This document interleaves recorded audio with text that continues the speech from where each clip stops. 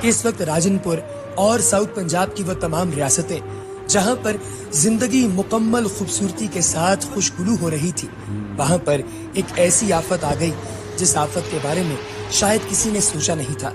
अगर बर वक्त डैम बनाए जाते या फिर लोगों की हालत जार पर गौर किया जाता तो शायद आज इस तरह की सूरत हाल का सामना न करना पड़ता। मगर हमारे सियासतदानों ने वक्ती फायदे का सोचकर आम लोगों के लिए जो तूफान बदतमीजी खड़ा किया, आज वो एक बहुत बड़ी आफत की शक्ल इख्तियार कर चुका है। ज़ेर नज़र वीडियो क्लिप्स में आप देख सकते हैं कि कहीं पर लाशें तैर रहे हैं और कहीं पर लोगों के मकान और दुकानें मुनहदिम हो रही हैं।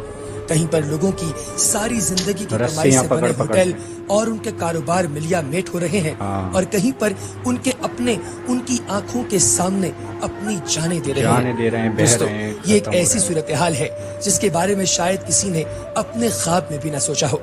इस वक्त सिर्फ इस चीज की जरूरत है कि पूरी कौम यकजा होकर अपने इन तमाम भाइयों की मदद करे। वो सियासतदान जिन्हें हम अपने वोट से मुंतखब करके असेंबलीज तक पहुंचाते हैं, पार्लियामेंट तक पहुंचाते हैं, फिर गुलाम इब्ने गुलाम बनकर फिरते हैं, ना तो वो इस इलाके में आए और ना ही लोगों का दर्द अपने सर लिया। और अगर इनसे सवाल किया जाए तो जवाबन ये कहते हैं कि ये तुम्हारे गुनाहों की सजा है। दोस्तों, पाकिस्तान के मारूफ आलिम दीन जिन्हें बेशुमार लोग अपना रूहानी पेशवा मानते हैं, मौलाना तारिक जमील, जब उनसे पूछा गया कि ये आफत के बारे में आपकी क्या राय है, तो उनका ये कहना था कि लोग फहाशी, उरियानी और बदबख्ती की जानिब बढ़ रहे हैं। यही वजह है कि खुदा की तरफ से ये अजाब हम पर मुसल्लत हुआ।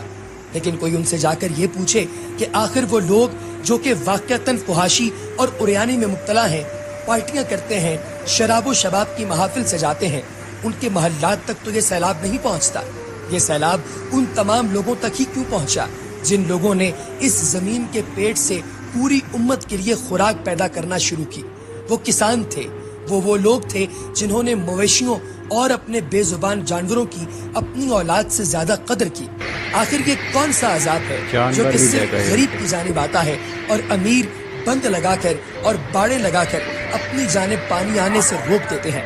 और जब उनसे कहा जाता है कि छोटा सा सुराख कर लिया जाए ताकि ये पानी का रेला वहां से गुजर जाए और इन लोगों की फसलें बच जाएं, तो कहते हैं जाओ मरो और हमारा तुम्हारे साथ कोई ताल्लुक नहीं। प्यारे अहबाब, ये एक ऐसी सूरत हाल है जिसके बारे में यकीनी तौर पे दुनिया की बड़ी बड़ी डिजास्टर मैनेजमेंट्स काम करती हैं। मगर अफसोस कि हम दुनिया के एक ऐसे खित्ते में पैदा हुए जहां पर ना तो इंसानी जान की कीमत है और ना ही हमारी आहों और नोहों को कोई सुनने वाला। सिर्फ एक खुदा है और सुबह शाम हम उसके सामने झुककर दुआएं करते हैं कि खुदा हमें बचा ले। लेकिन शायद अब हम इतने गुनहगार हो चुके हैं कि हमारी दुआएं और हमारी सदाएं, हमारे नोहे खुदा तक नहीं पहुंचते।